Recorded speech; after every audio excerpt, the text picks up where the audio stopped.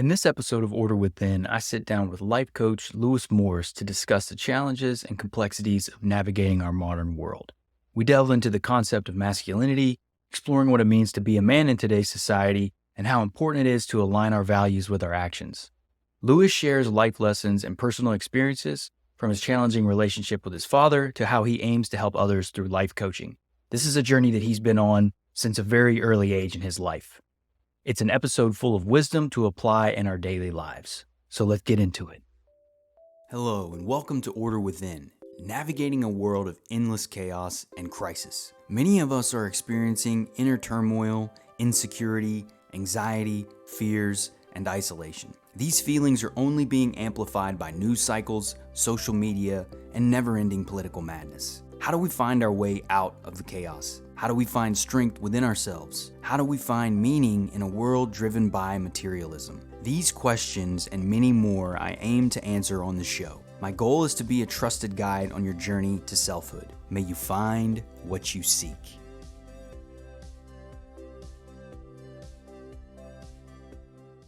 Hello and welcome everyone. I'm your host, Brandon Ward, back with another episode of Order Within. We've got a phenomenal guest today. I'm excited to talk to him. We've got Lewis Morris, who's a life coach, podcast of the Heart Matters podcast, and entrepreneur. Lewis and he invited me on his show a while back. We had a great time discussing a variety of concepts. Lewis, I'm excited to have you on the show, and welcome, my friend. I appreciate you inviting me, man. I really do, because there's nothing like this, as we was talking about before we came on the air. You get to meet people. That's how me and you met. We met on the podcast. Exactly. You was dropping some things on me. You get a chance, go check the episode out with Brandon Ward in it on the Heart Matters, because he's dropping some knowledge over there. I love it, man. I appreciate that. Well, I had a lot of fun talking with you, and I think in particular, it's important the work that you're doing. I think, especially around masculinity, that was a big bulk of the things that we talked about. I also love the way you frame your interviews, the questions that you all ask your guests. I think it's really cool to have a consistency in the questions that you ask in your guests, because you can see everybody's perspective across the breadth of the guests that you bring on. I'll make sure to link to our episode in the show notes too, by the way. Thanks for the shout out there. I definitely appreciate that.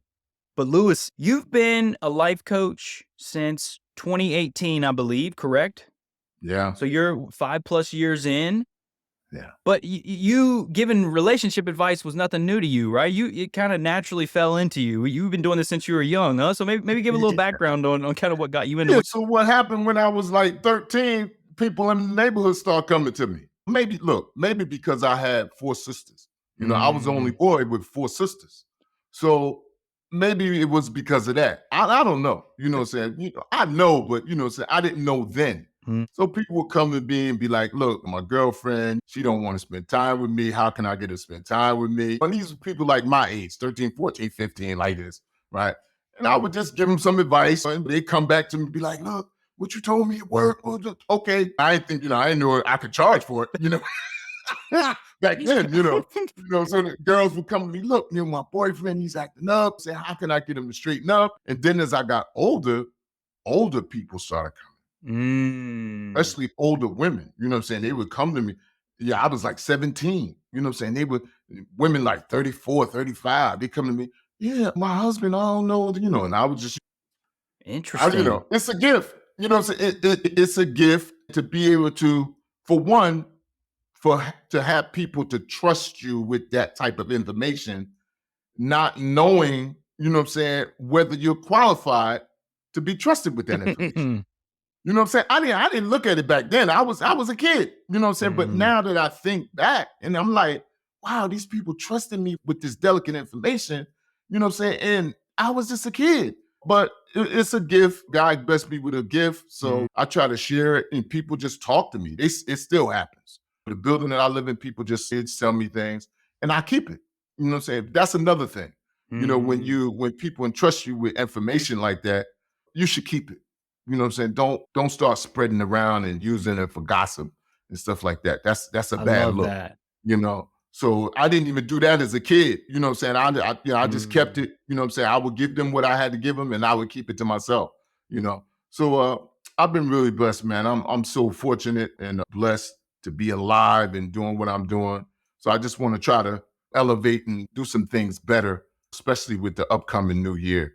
I love that, Lewis. And I appreciate you even understanding intuitively at a young age the honorable component about not sharing information that people are sharing with you. Because in a lot of ways, to me, that's you communicating to the universe, to our creator, whatever, whatever you want to call it, Hmm. is that you take this seriously and that you're honoring what it's bringing to you. Because to your point, man, it sounds like you were emanating that even if you were unaware of it. People were coming to you, something about your vibe, and but that's a very privileged place to be, isn't it? To have that information shared with you. So I really appreciate that you had the understanding of the integrity component of it. Because a lot of people would take that information and gossip about it or use it as a means to undermine other people, which would take away from the work that you're doing. Right. Yeah, that's not a good look. I don't like that. No, but the only downside about it when I was young is that my sisters would come to me for advice Oh, about me. and that's family. And That's different, see, isn't it, with that family? was a problem. You know what I'm saying? Because like, if they liked the guy and I didn't like the guy, Oh, you know what I'm saying? Then there would be problems. You know what I mean? So you may be a little I biased, or you kind may of be. try to stay out of that area. You know what I'm saying? Because that can get sticky. Because I got to live with them. You know what I'm saying? I have to live. I have to go to the house with them. You know what I'm saying? So I didn't really like giving them things. You know what I'm saying? Especially if I knew they liked the guy and I didn't. So I look at it, I'm like, I'm not really feeling this guy. You know what I'm saying? And Mm, they would come to me and be, well, he's doing this and doing, and I would be like, I would be. Sometimes I would give it to him, but other times I would be really reluctant to say, look, I don't want to talk about it. yeah, we're gonna bypass that topic. Yeah, Actually, I don't want to that's talk about it. you probably Yeah. had to figure out a nice way to say like, nah. Yeah, yeah, yeah. Family, you don't want to get sticky like that with family. You know what I'm saying? You get really sticky Mm. with family. I You can, know? yeah, especially with that kind of delicate information. Well, Lewis, Yeah. something that was interesting to me when we first spoke, you told me that you knew for a very long time that you wanted to do something like this because from what I remember, Barbara Walters was a big inspiration for you, right? All the time. All listen, I love that. listen. I started watching the Barbara Walters specials where she would have, and she had everybody of it. She would have kings and queens and everybody, actors, singers, everybody. So she would do these interviews, and now, like when she first comes on, everybody knows that she's going to ask some fluffy questions, unless it's like president of another country or something like this. Because I remember she interviewed the king of Egypt, right? I Mm. can't remember his name back then. It was in the 70s, right? And his wife was there. They were together, right? And she asked the king something in regard to women's rights, right? And it didn't go well with the wife. You could tell by the way the wife looked, but he didn't know she was going to ask that. Mm. You see what I'm saying? Because she would give them the fluffy questions. Look, I'm gonna ask you how you became the king, and I'm gonna ask you how you met your wife and stuff like that. But then the hard stuff she kept to herself. Mm. You know what I'm saying? Because she wanted the people to see live how the hard stuff was dealt with. So I was like, this is really phenomenal, what she's doing here. And like sometimes she would get people crying on there and people booing and stuff.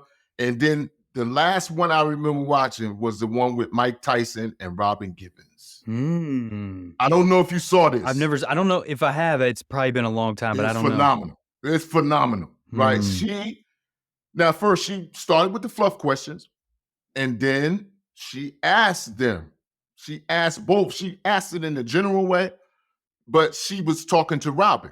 And she said, he's a fighter. He can be really volatile. We've seen that in the ring, blah, blah, blah, like this. And she said, does he get physical with you sometimes? Wow. And Robin Givens said yes. Ooh. On air, Whew. live. And if you go back, if you can go back and get the YouTube version of that interview, and you see how Mike Tyson looked at her when she said that, I said, this is what I want to do. That it gives that This is what authentic I want to moment, do wasn't right it? here. Yeah, Yeah. yeah. That's beautiful. It is phenomenal. So Well, she was my inspiration. You well, to know, your credit, man, you carry some of that with you in the way you host your show and the way you run your show. Because when you brought me on, when we first met, because you do similar thing, like And look, I'm going to be honest with you, Lewis. Your process of bringing me on and I learned from you, and I adopted some of what you were doing, the way you prepped your guest, and I thought it was very professional. So I just want to give you kudos. I've been learning from you. You've been in the game for I a while, so appreciate it. but I appreciate it. you also replicate some of that in your own process, where you talked a little bit at a high level on the things that we would talk about, but you didn't disclose to me some of the specific questions that you asked in our interview, which I think is great because it brings that authentic response, just like Barbara Walters was doing in what you were describing some of those interviews. Because really, man, you and I know this. It fluffy stuff isn't that interesting. It builds trust. It kind of gets going, but you want to get in the nuts and bolts of things. You want to get into the raw stuff, and that can be hard if you telegraph what you're going to tell your guests because they often maybe they won't show up if it's going to be some hard questions or whatever it may be. But you also got to do it in a respectful way, right? So it is a. Uh-huh. I feel like it's a grace that you got to bring. I just want to give you some love because I feel like you do that with your show, Lewis. You've been doing it for a while. I really appreciate the people you're bringing on. But anyway, one of the things that really stood out to me about your work in particular, I think as a man, is your focus on masculinity. And you've done a lot of content around masculinity and relationships that you've built. And I believe it's your roadmaps or your maps of me. Like it's something, The masculinity map. that's what it is. So Yes. I would love to talk a little bit about that. What prompted you to start your work around masculinity and work on these pieces? Okay, so the first thing was that, and I think we talked about this when you came on my show. I never learned anything positive from my father. We Matter of did. fact, I was thinking about it the other day, like when I was tying my shoe. He didn't even teach me that. My mother Mm, taught me how to tie my shoes. He didn't teach me anything positive. You know what I'm saying? The things that I learned from him, how to curse, how to drink, how to cheat, stuff like that's what I saw from him. mm, He didn't teach me how to tie a tie. He didn't teach me how to deal with girls. None of that. You know what I'm saying? I love my father. He provided, we had a roof on our head, clothes on our back, food. But as far as the fatherly things that men are supposed to do with their sons and daughters, he didn't bring any of that. mm, So as I got older, I realized one, I had to forgive him. You know what I'm saying? Because maybe that was just the way he was raised. You know what I'm saying? Maybe, and he didn't think that he had the time to find out how to do it properly. That's mm, number one. So I had to forgive him because forgiveness is a big thing. It cleans things out so that you can put more positive things in. So I had to do that first. And then I started to be around men that I observed had manly qualities. They were trustworthy. They were truthful when they would say something. They would keep appointments. You know what I'm saying? They respected women. You know what I'm saying? So I clung to them. I would be mm, around them. You know what I'm saying? So I could just listen to because men who possess manly qualities, they even talk different. mhm, Their vernacular is not like guys who don't have these qualities. It's not.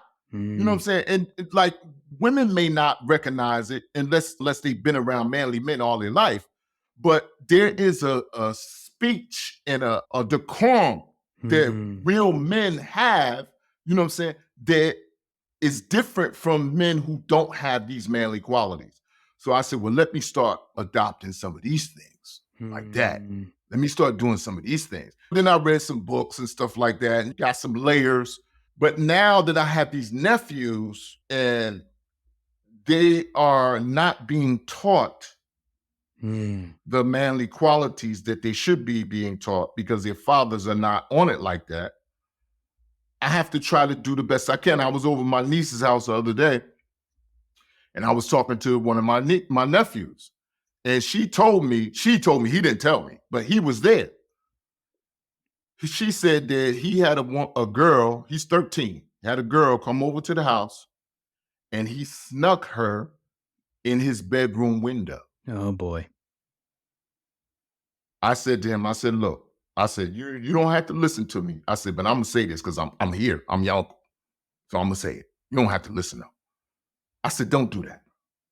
I said, bring the girl to the front door. Mm, Have enough respect for yourself and the girl to bring her to the front door. mm, Introduce her to your mother, introduce her to your family, And then ask him, look, can we go in my room and talk for a little bit? We're not going to do anything. Be respectful, man. I don't know if he's going to take it, but I had to give it because the information was given to me. So let's go back for a second. Imagine if that was my father and someone told him that I did something like that. I wouldn't have got anything from him. You see what I'm saying? I wouldn't have got anything from him except for being cursed at, you know what I'm saying, being talked down to and stuff like that. He wouldn't have given me any sound advice. He wouldn't have done that. You know what I'm saying? So I can't continue that trend. I have to break it somehow. Even if they don't take it, I have to give it to them. You know what I'm saying? So this is where I'm at with it. You know what I'm saying? Any men, older men who take it and gravitate to it, that's light upon light. But I got to give it out. You know what I'm saying? Because I've been blessed to get it despite my upbringing. And Lewis, I love that because in doing so, and you just said it, it's not all you can do is offer it. It's up to the person to whether they take it and run with it or not. But what you're doing by doing that is you're offering them an alternative perspective on masculinity. And because that's what I was going to ask you next, especially based on that story, is why is it that from your perspective, are men like I know in a lot of ways there's just not healthy masculine role models in our society. To your point, you had to find them, you had to seek them out. I had to do the same thing. I didn't, and my father passed away a couple years ago. We ended up rekindling our relationship as he got older, but there's a lot of things that I had to learn on my own too. And to your point, it's not, they do the best they can. And I love that you frame it from that perspective, that you start with forgiveness, because once we realize that our parents are also trying to figure it out, they've got their own healing, it makes it easier. They're not these gods that have all these answers. We can let go and lower expectations, right? But for you though, what is it? Do you think there's just a lack of role models? What do you think is missing in our society? Because the boy you just mentioned, your nephew, he has a father, I assume. He does. But is it just not being taught? Like what is? And hopefully it's not meant to be taught. It's not being taught. No, his father's not teaching him anything like that. Because his father is like my father was. Heavy drinker, womanizer. That's who his father is. You know what I'm saying? So it's not being taught. Those characteristics are not being taught. So he's thinking, meaning my nephew, that this is okay to do. It's okay for me to sneak a girl into my bedroom, you know what I'm saying, when my mother's not home. It's not. It's not okay. You know what I'm saying? Because you're disrespecting your mother, you're disrespecting yourself, you're disrespecting the girl. You're just being disrespectful. All around. Yeah. You know, when you could just tell the girl, look, don't do this. You know what I'm saying? We're not going to do this. Come around to the front, let you in. I'm introduce you to because his sister was home. Introduce you to my sister. We're sitting talking, whatever, like this. Don't do that. Now, like I said, I don't know if he took it. But when I'm over there, because I've been going over there more often now because my niece has been getting sick. So I have to go visit my niece and they're there. My nephews are there. So I just talk. This is what you do. That's right. I just give out the information. You know what I'm saying? Whether they take it or not, that's not my affair. But they can't say they weren't given the information. Can't say that. You know what I'm saying? And they know how I run my life. They know what I do because my niece is always talking about, your uncle's doing this, your uncle's doing that. They see my stuff online. They know what I'm doing. You know what I'm saying? So it's not like it's just lip service with them. No, they see Uncle Ray he's doing some things. So I have to try, Brandon. You know, you got to start with your family, you know what I'm saying? And then you just try to branch out as far as you can. But to answer your question, I just don't know, you know, if there are a lot of positive male role models that young men want to look to. They're present, but in a lot of cases, they don't find them they find them boring because they are not people of clickbait. You see what I'm saying? If you go to anything from Andrew Tate, and I'm not hating on Andrew Tate, he says some good things, right? Then a lot of things that he said is pure nonsense. But we talked about him on your show together a bit too. You're right. I feel the same way. But like he says some good things, but a lot of his stuff that he says is nonsense. But he has the clickbait, meaning people see his stuff on YouTube and online, and he has the money and the resources to, where he promotes his stuff in a way where others can't. So people turn on to it. Young men turn on to it, and they take this stuff and they regurgitate it, Yeah. and it's not, most of it is not good. No, Most of it yeah. is not good. And so that's the problem. You know what I'm saying? And then when you couple that with the fact that these young men don't have men in their life deprogramming them, it becomes a problem. Yeah. See? Well, because there's no Yeah, models around. So you're just all they're getting is what they're being fed, and then they don't have any that's it. alternatives to that. And the sad thing is they go on to think that's actually a good thing. Like they actually think that that's what real men do or masculine men do. Because something I wanted to ask you too, and because the whole concept of toxic masculinity has been around, it seems like forever now, but been very prevalent in the last few years. But we never talk about what healthy masculinity is, though. The fact that you detailed to your nephew about you bring a woman in through the front door, you introduce them to your family, that's a respectful path, the honorable way to do it. That's setting an example. But like I, I didn't learn those things. I thought for me as a young man, Lewis, I made the mistakes of womanizing and being a heathen and doing all this stuff, and I thought that made me a man. I didn't realize that it was my own wounds that I was trying Mhm. to cover up through sex and women because I was weak. I had all these things that need to be dealt with. And a lot of men go out and they get their self-esteem, their identity, and the money they're making, the women they're sleeping with, the cars they drive, all this external stuff, right? Like, but Mhm. that doesn't define a man, does it? That doesn't make you a strong, No. healthy, positive male. No, it doesn't. It doesn't at all. So one of the positive things about being raised by my father is that I would see these things, so I would do the opposite.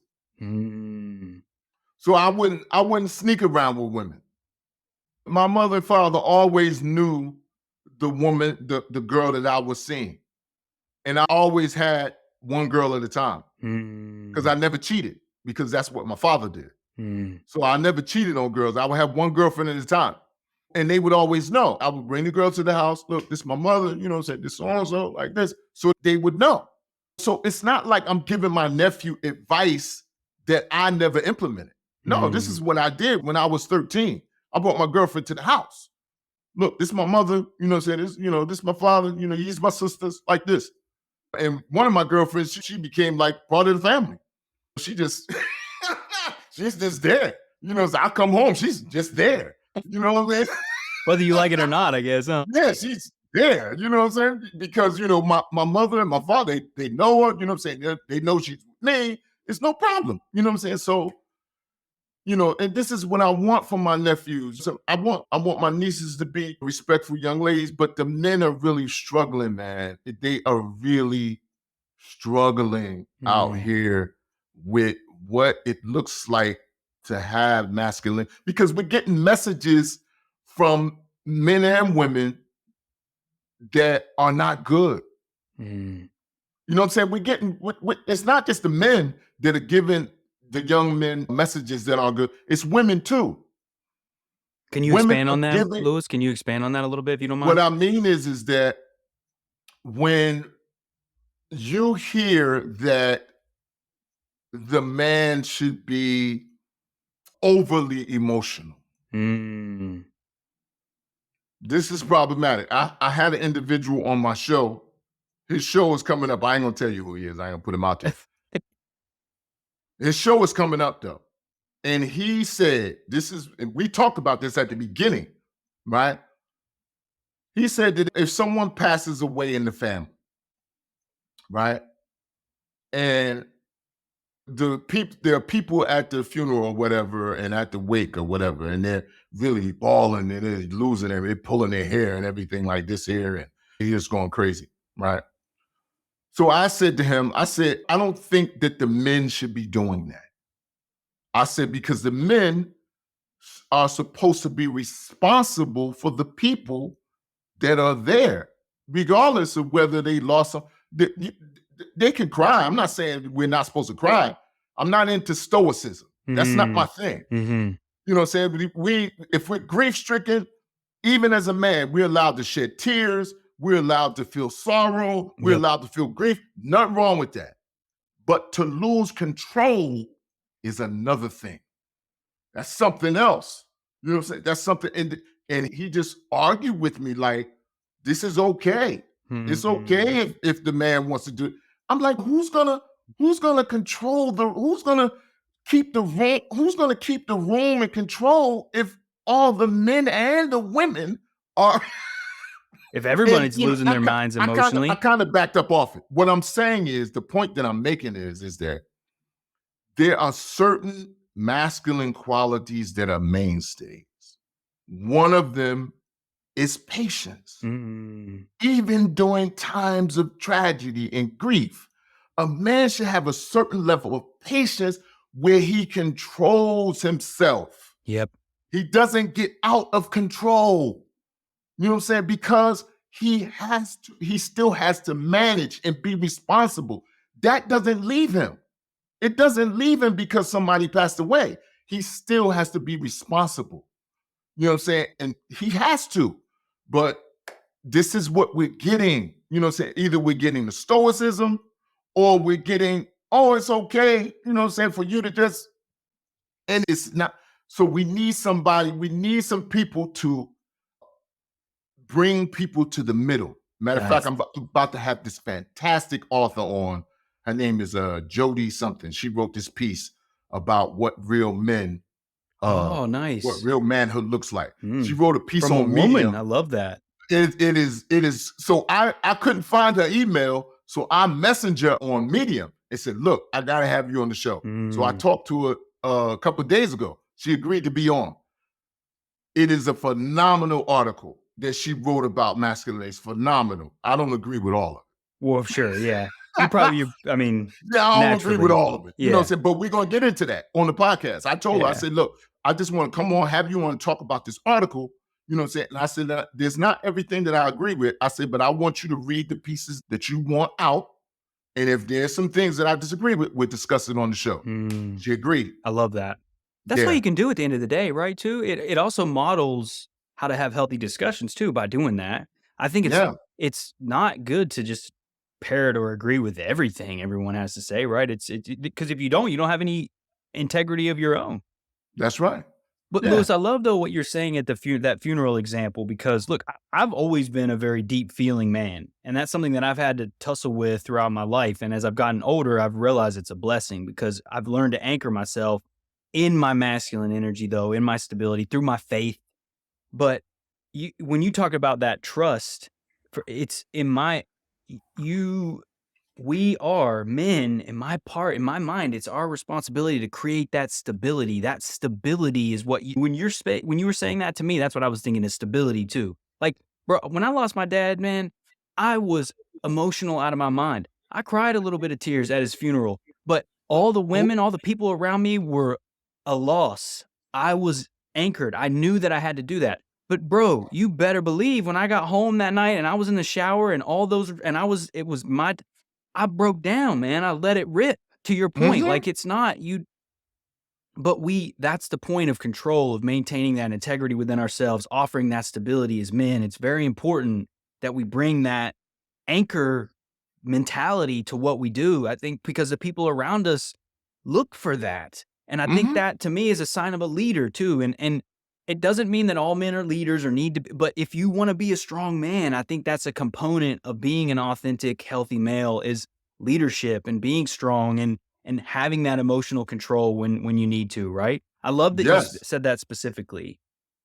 So Lewis, the because we're talking I think we've talked a little bit about the promiscuity, the lack of integrity. That's something I want to bring up too, because you mentioned that on our show together that I thought was very interesting. We also talked about journaling too, but Mm-hmm. the lack of integrity for you and men and where men will say they're going to do something and not follow through with it. That's something that I've noticed is so prominent now in our It's world bad. where there's just like it doesn't matter what you say, like your word doesn't mean anything. And It's bad. it's so bad. Like, but would you Not mind? Can good. we get in that a little bit? Like, what? Yeah, it's Like not good. Yeah, it's not good. that communicates a lot of things to the world when we do that, doesn't it? That doesn't mean we can't. Like, I had to change on you when we had our first schedule. We had to reschedule this session together because my daughter was sick. But Right. sometimes things come up and we communicate, but that's not the same thing, is it? As like just ghosting someone or Not bailing on even a thing. close. It's not even close to the same thing. So if you make an appointment and something came up, like your daughter got sick, you sent me a message and said, listen, we're gonna have to reschedule. We're gonna have to do it again. My daughter is sick like this. That's part of it. That's part of it. You know what I'm saying? You don't just not show up. You know what I'm saying? But this is something that we're doing now as men. This is something we're doing. You know what I'm saying? I had an individual actually make 3 appointments with me for pre-talk for the podcast. I wanted to have him on the podcast. So the first one, you know what I'm saying, he didn't show up, right? And so he sends me a message. He says, "Oh, I had another call scheduled." He didn't tell me that though, right? So then he said, "Okay." I said, "Okay, well, just reschedule." So he rescheduled, right? He didn't show up, right? He didn't say anything, right? So then he sends me an email and said, "Look, something happened like this," right? He didn't tell me what, right? So I said, "Okay, well, let's reschedule." He rescheduled the third time. He didn't show up. He didn't say It's anything. He didn't send no embarrassing, man. message or It's nothing. He embarrassing. just didn't show. You know what I'm saying? So I'm like, what are you doing with your life here? You know what I'm saying? What do you do? Because we look at these things, like some of us look at these things and we say, oh, that's just a small thing. No, but small things spill over into big things. Mm-hmm. That's the way it works. You know what I'm saying? If you're not good with cleanliness, right?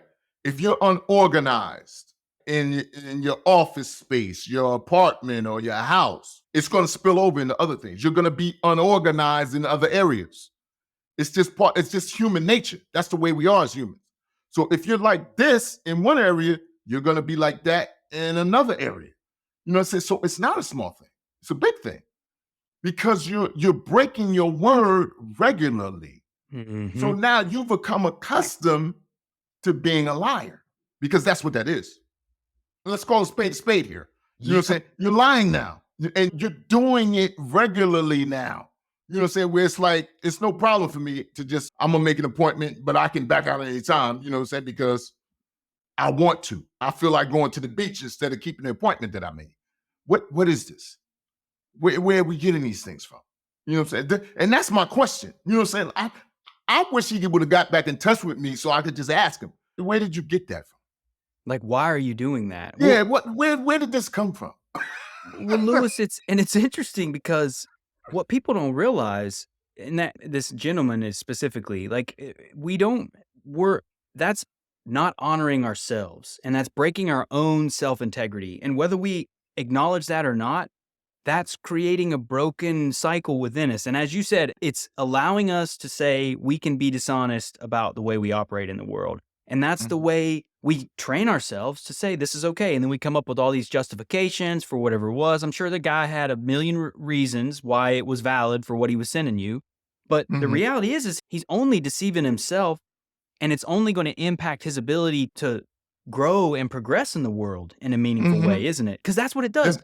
We hurt ourselves when we do this. And I don't think that's something that as men in particular, we realize. Because you said it earlier, man, I'm a firm believer that how we do one thing is how we do everything.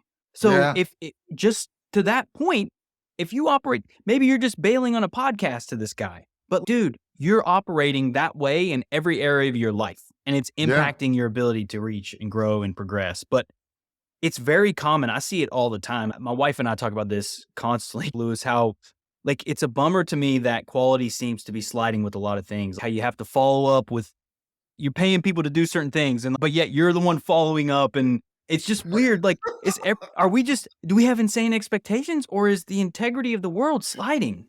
No, we don't have insane expectations. The integrity of the world is sliding. But it's been doing that for a long time. It's been doing that for a long time because there's a tradition that talks about that. Like before, where it says that before we used to do business with anybody because people were trustworthy. You know what I'm saying? The business, look, okay, let's make this contract, and both people would keep the contract.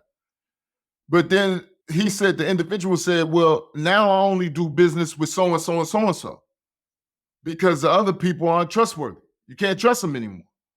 You know what I'm saying? This trustworthiness is not prevalent amongst all the people. You know what I'm saying? People think they can cheat and half step and cut corners and things like this.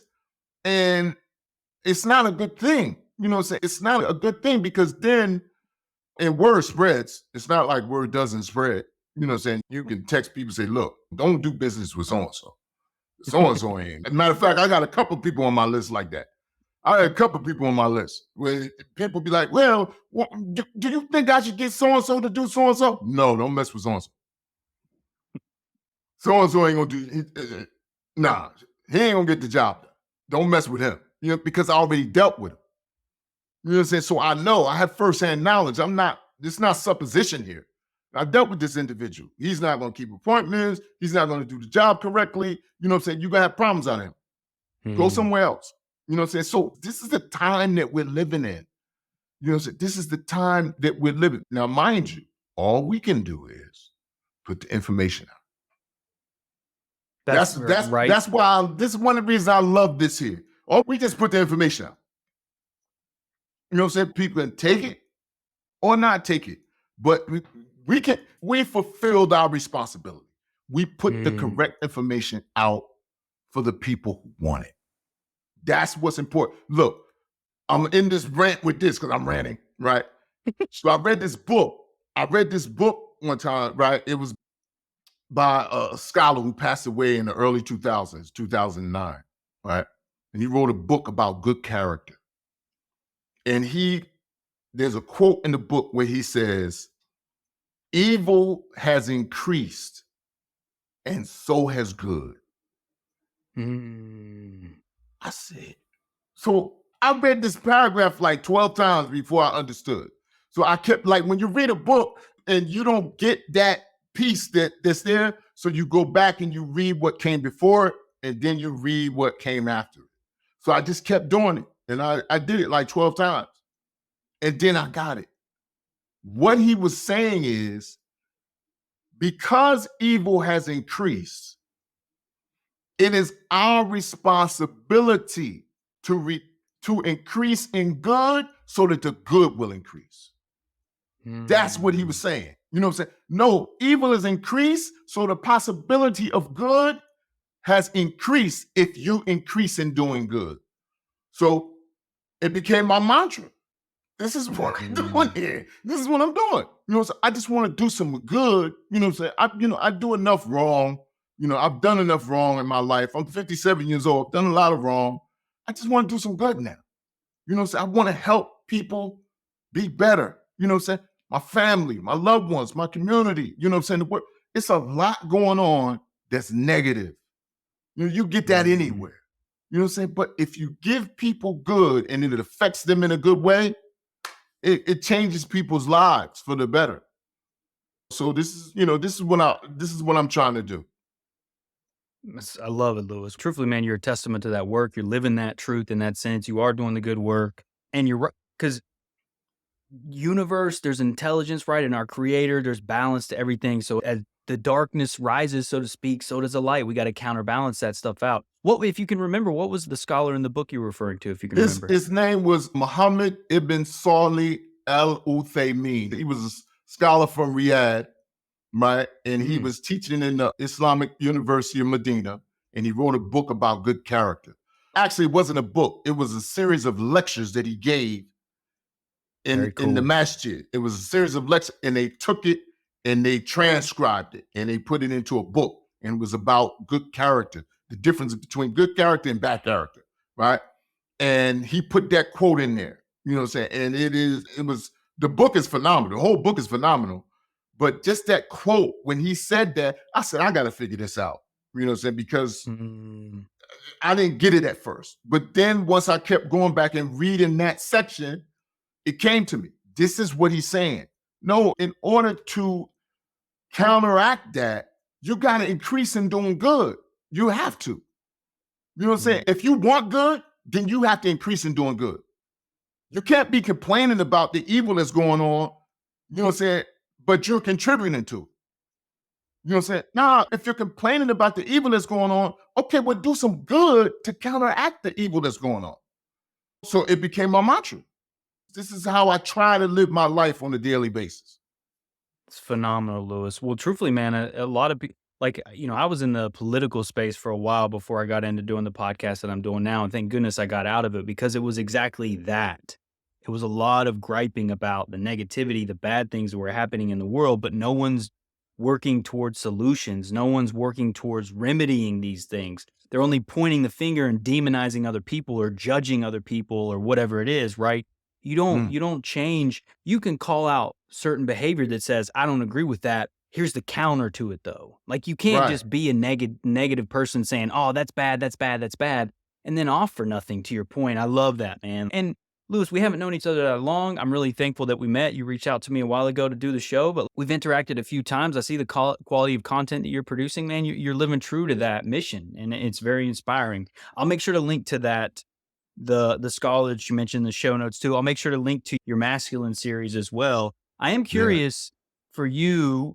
I know we've talked a lot about masculinity. I know you do more than masculinity in your work as a life coach, but it's just something. It's such a. I think for men, particularly from your perspective, I feel like you really embody just those healthy, strong traits, and we don't see it enough. So I don't get an opportunity to talk to too many men like yourself who really embody these things. So I appreciate you playing in the pool, if you will, a bit with it. Um, but so is there in your mind, Lewis, are there any in particular individuals that really inspired you and resonated with you as a man that helped you level up that may be beneficial to the audience out there? Always mention first and foremost the prophets and messengers. Always. Mm, Matter of mm, fact, I mentioned that in the masculine series. Always. mm, Because, and the reason that I do that is because I believe that they were sent by God to deliver a message to the people, whether it was their particular people or people general, right? mm, So when you look at them and you look at and you're trying to find masculine qualities, you'll find it in them. You're going to find it in them because they had to have it in order for the people to have respect for them, even if they didn't agree with mm. them. Most of the people rejected the prophets. They didn't take what they were coming with. So this was Yep. common. But it wasn't that they didn't respect them. They respected them as men, and all the prophets and messages came from the best family. Matter of fact, I used to ask one of my teachers this. I said, well, what about Moses? Right? He said he was raised in the house of Pharaoh. I said, it's not his family. He said he was raised in the house of Pharaoh. Mm. Pharaoh at that time, his family was the best family. You know what I'm saying? So Moses was raised with the best family. You know what I'm saying? I Mm, didn't get it at first. That's why I kept asking him. I said, wait a minute. He was raised in the house of Pharaoh. Right. And so I said, well, what about Moses? Because he said all of the prophets came from the best family. So I said, what about Moses? He said he was raised in the house of Pharaoh. mm, I said, wait a minute, man. What about Moses? He was raised in the house of Pharaoh. So they were respected. They mm, were respected, even though they would disagree with. And when you look at them, all of them embody masculine qualities. How they treated their mm, wives, how they treated their children, how they dealt with the people. They were kind, they were gentle, they were courageous. You know what I'm saying? Because they had to be courageous in order to deal with the backlash that came with delivering this message. They had to embody these things in order to do that. And then you look at an individual like Malcolm X, mm, who, right, who went against his original teacher, who was Elijah Muhammad, because he saw that he wasn't embodying what he was giving to the people. Look, mm, you're telling the people to not have sex out of wedlock. You're committing adultery with the secretaries. What are you doing here? He went against them. yeah. You know what I'm saying? Because he believed that that's what the people needed. The people needed to be strong morally, you know what I'm saying, Mm. and intellectually, you know what I'm saying, and emotionally. Okay, now you got the leader that's doing the opposite of that. You know what I'm saying? He went against it. Now, some people are saying that that's not what necessarily got him killed, but it was part of it. It was Mm. part of it. But understand what the courage that it took for him to do that. He knew those men. He trained those men. You know what I'm saying? So to go against those men, he knew there was going to be severe repercussion. He did it anyway Mm. because he was a man and he was standing on moral principles. You know what I'm saying? So he had to take a stand opposite of these people, regardless of the consequences. You know what I'm saying? That's another example. You know what I'm saying? Matter of fact, when his book came out, because Alex Haley wrote the book, Malcolm X just told him what happened. Alex Haley wrote the book, the autobiography, right? I couldn't put it down. I couldn't Mm. put it down. It is phenomenal. You ever read it?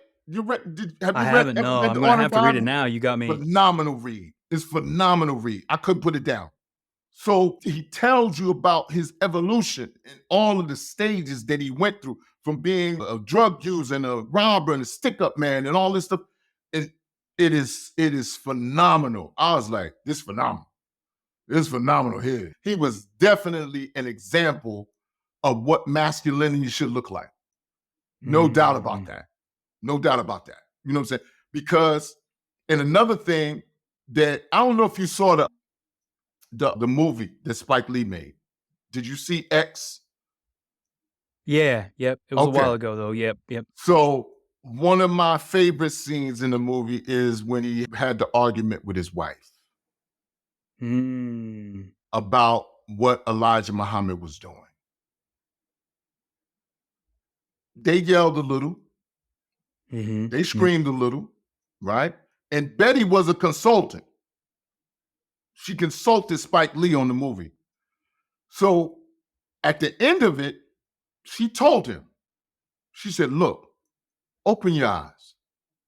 You could put your life on the line 24 hours a day, but the possibility of betrayal never enters your mind. Open your eyes. And she left the room. Mm. That's when he made the decision that he was going to go against Elijah Muhammad. Why am I saying that? Because it does a man being manly, you give the woman her say. And if she's right, you take it. If she's correct, you take it. You do not be like, no, I'm the man, I'm right. No, he was wrong. And Mm. after they argued and they went back and forth about it, he understood that he was wrong. So he took the position that his wife told him that he had to take. That's manhood. That's Mm. part of it.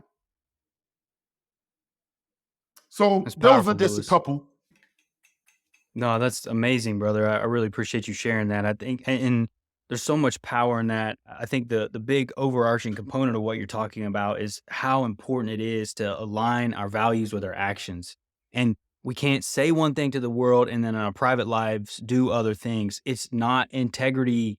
It's not the way we lead as men. It's not the way we set that example. And sometimes we have to do really hard things that may cost us our life. In particular, we're Mhm. talking about Malcolm X here. Like, how you go against the grain to honor your values, regardless of what it may mean for your life, your popularity, all the things. I mean, dude, at that point, he was huge, right? Like he Very big. Very so, big. I mean, you are basically saying, I'm going to take all this that I built and I'm going to pretty much put it all at risk because of what I know, and I can't dishonor those values and that integrity. That's an incredible example, Lewis, and I really appreciate you sharing that. And I'll link to that. I got to read the bio now. I've not that. I bet it's because I love Phenomenal. the inner workings of that component, right? Because you get to see their struggle and where they come from, and that's the beauty of those things. Because you see their internal struggle that they have with life events. We often know the big life events, but we don't know that internal struggle. So that's cool. Well, Lewis, so a couple things before we go here, man. It's been an excellent conversation. I really appreciate it. It's fun for me too because I love this kind of stuff too. This as a podcast host, right? Yeah, yeah, It's ain't kind of nothing like it. insane. Yeah, ain't nothing Yeah, like it's it. the best. So a couple things though, Lewis. Where can people get in touch with you right now? And what do you got going on if Okay, anybody wants to reach out to you? everything. Okay, I'm about to transition. I'm gonna stop the relationship coaching. I'm gonna just do the life coaching for now because the relationship coach is getting a little tedious. So I'm gonna just start doing the life coaching. but I'm talking to some people. I'm trying to niche it down as to what particular areas of life coaching I'm going to deal with. That's coming up in the new year. We're gonna get everything together before 2024. But you can just go to my link tree. You can find everything there. It's linktr.ee/LOUISMORRIS. Everything is on their website. Schedule a call, whatever. Because we still have to work. So if people call, what I'm saying, and they have some issues that they want to deal with, just schedule a call, and because we still have to work. It's not like I'm gonna take off, what I'm saying? No, plus I love working. I love working, what I'm saying? So we still have to work. So you just go to the link tree, everything's there. And I appreciate you having me on, Brandon. It was a very good conversation. I love talking about, Well, especially these issues L- about masculinity. Love it. well, Lewis, one final thing before we go. What would be a parting message that you would like to share with the audience? And I'll make sure to link to everything that your link tree and get everything linked out in the show notes for you. Okay, I'll put a poem out about this afternoon. Ooh. There's a lot going on in the world with our families and ourselves. Pray for your people and pray for the people. That's my message. Don't underestimate the power of prayer. Don't do that. You know what I'm saying? There was an individual, he passed away now. He passed away in like 95. He had diabetes. He was one of my teachers, right? And he would miss work a lot because he had severe diabetes. And we would ask, well, where is he? You know what I'm saying? Well, he's sick, you know what I'm saying? And he would come back, right? And when he would come back, I would say to him, look, man, I was praying for you. And he would always say this to me every time. He would say, it might have been your prayer that God answered to get me back. He always said that to me. There was never a time when I said to him when he was out of work, where I said to him, look, man, I prayed for you when you were sick, man. He said, your prayer might have been the one that God answered to get me back. He always said that to me. Pray for your people and pray for the people. We need it, man. Even if we can't do anything else, we can do that. We can do that. That's my message. Amen to that. Amen to that, Lewis. Well said, brother. I appreciate you saying that. And I appreciate you coming on the show, man. This has been an excellent conversation. I, like you, really enjoy these topics too. A lot of good stuff in here that you provided for the audience. So, Lewis, I certainly appreciate you coming on, brother. I appreciate you inviting me, man. I really do. Heck yeah. Well, for the audience, as usual, appreciate your eyes, your ears, your attention. It's super valuable in a world like ours. So with that being said, until next time, y'all. Thank you for listening to Order Within. If you found the episode helpful, please consider sharing, rating, and subscribing. New episodes will be released every Thursday at 11 a.m. Eastern Standard Time. Until next time, y'all.